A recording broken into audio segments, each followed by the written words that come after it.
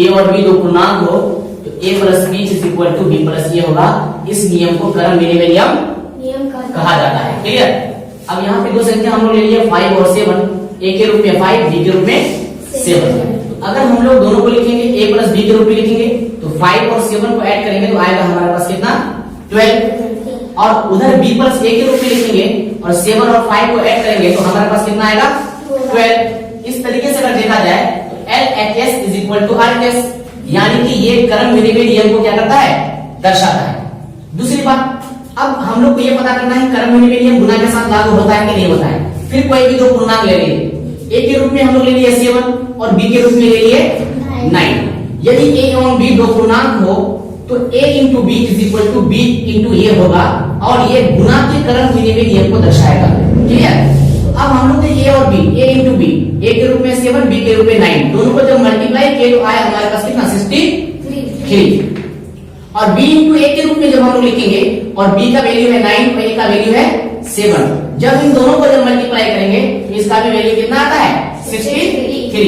इस तरीके से देखा जाए तो यहाँ पे LHS is equal to RHS, यानी कि जो वैल्यू LHS का फाइंड आउट हुआ वही वैल्यू RHS का भी फाइंड आउट हुआ। इस प्रकार हम लोग कह सकते हैं कि क्रम विनिमय जो नियम है, जो कम्यूटेटिव जो लॉ है, वो गुना के साथ भी लागू होगा। क्लियर। और दूसरी बात हम लोग यहाँ पे क्वेश्चन बना दिए कि क्या क्रम विनिमय नियम घटाव के साथ लागू होता है। अब इस चीज को हम लोग क्या कर सकते हैं, हम लोग थोड़ा सा दो डिजिट को मान करके प्रूव कर सकते हैं। माना कि a और b दो पूर्णांक है, a के रूप में है 9 और b के रूप में है 6। अब हम लोग देखते हैं कि अगर ये घटा के क्रम विनिमय नियम को दर्शाएगा तो LHS का जो वैल्यू आएगा वही वैल्यू किसका आएगा RHS का भी फाइंड आउट होगा। क्लियर। तो अब हम लोग लेते हैं a minus B is equal to b minus a। a के रूप में हम लोग ले लिए 9 और b के रूप में ले लिए हम लोग 6। जब 9 में 6 को माइनस करेंगे तो हमारे पास वैल्यू फाइंड आउट होगा 3, जो LHS का वैल्यू होगा। क्लियर। अब हम लोग RHS का वैल्यू फाइंड आउट करते हैं। RHS में क्या करेंगे, हमारे पास है b माइनस a, b का वैल्यू है 6 और a का वैल्यू है 9। जब हम लोग 6 में से 9 माइनस करेंगे तो हमारे पास वैल्यू जो फाइंड आउट होगा वो होगा -3। क्या 3 और -3 इक्वल है? नहीं है। इस तरीके से हम लोग कह सकते हैं कि LHS does not equal to RHS। इस प्रकार हम लोग कह सकते हैं, निष्कर्ष में पहुंच सकते हैं कि जो क्रम विनिमय जो नियम है वो घटाव के साथ लागू नहीं होता है। चलो हम लोग क्या किए, हम लोग तो प्लस के साथ भी देख लिए, मल्टीप्लिकेशन के साथ भी देख लिए, एडिशन और मल्टीप्लिकेशन के साथ देख लिए। अब हम लोग चलेंगे डिवीजन के साथ, देखेंगे कि क्या क्रम विनिमय जो नियम है, जो कम्यूटेटिव जो लॉ है, क्या डिवीजन के साथ, डिवाइड के साथ क्या लागू होता है या नहीं होता है। यहां पे फिर ये क्वेश्चन बनाएंगे, क्वेश्चन लिख लेंगे कि क्या क्रम विनिमय नियम, क्या क्रम विनिमय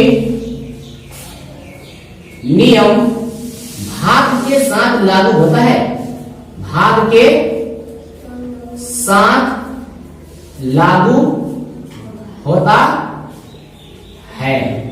अब यहां पे क्वेश्चन बना दिए, फिर हम लोग क्या करेंगे, दो किसी भी पूर्णांक को यहां पे मानेंगे। हम लोग मान लेते हैं कि माना कि a एवं b दो पूर्णांक है। क्या है? दो पूर्णांक है। अगर ये क्रम विनिमय नियम को दर्शाएगा तो a divide b equal to b divide a होगा, अगर ये क्रम विनिमय नियम को दर्शाएगा तो। क्लियर। तो अब हम लोग क्या कह सकते हैं कि चलो ठीक है, हम लोग चलते हैं फ्रॉम LHS। कहां से? From LHS। LHS में क्या है हमारे पास? a divide b। क्लियर। अब हमारे पास a का वैल्यू तो हम लोग कुछ भी मान लेंगे। चलो हमने यहाँ पे a का वैल्यू मान लिया, बताओ क्या मानेंगे? चलो हम लोग 10 मान लेते हैं और b का वैल्यू यहाँ पे मान लेते हैं हम लोग 5। क्लियर। दो वैल्यू मान लिए, तो चलो हम लोग बारी बारी से इन दोनों के वैल्यू फाइंड आउट करते हैं। a का वैल्यू है 10, तो यहाँ पे हमने 10 मान लिया। क्लियर जी। अब यहाँ पे b का वैल्यू है 5, तो डिवाइड 5। अब इसको हम लोग क्या करेंगे, सोल्व करेंगे। 10 ये डिवाइड में मल्टीप्लाई हो जाता है, 5 है तो कितना हो जाएगा 1/5। अब इसको हम लोग क्या करेंगे, डिवाइड करेंगे तो कितना आएगा 2। तो LHS का वैल्यू कितना आया 2 आया। तो इसका मतलब अगर ये क्रम विनिमय नियम को दर्शाएगा तो RHS का भी वैल्यू कितना आना चाहिए 2 आना चाहिए, सेम आना चाहिए। लेकिन पहले देखेंगे, चलो चलते हैं अब फ्रॉम RHS, फ्रॉम RHS। अब हमारे पास RHS में क्या है B डिवाइड A। अब हमारे पास यहाँ पे B का वैल्यू कितना है 5 और डिवाइड A का वैल्यू कितना है 10। अब फिर हम लोग क्या करेंगे 5 फिर डिवाइड को मल्टीप्लाई कर देंगे, 10 है तो कितना हो जाएगा 1/10।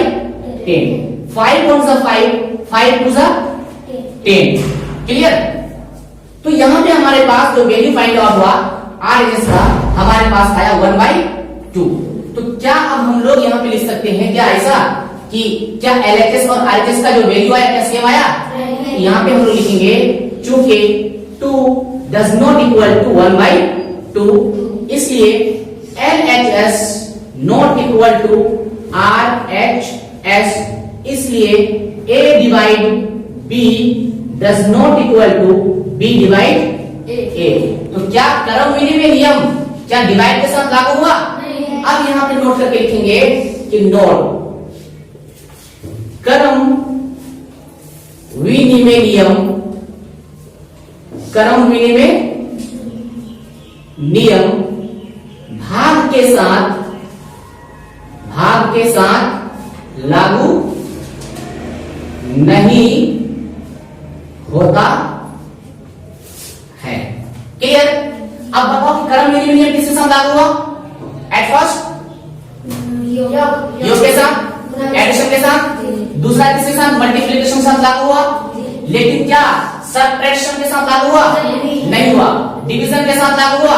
नहीं हुआ। आपके एग्जाम में पूछा जाएगा कि क्रम विनिमय नियम यानी कि कम्यूटेटिव लॉ इनमें से किसके साथ लागू नहीं होता है?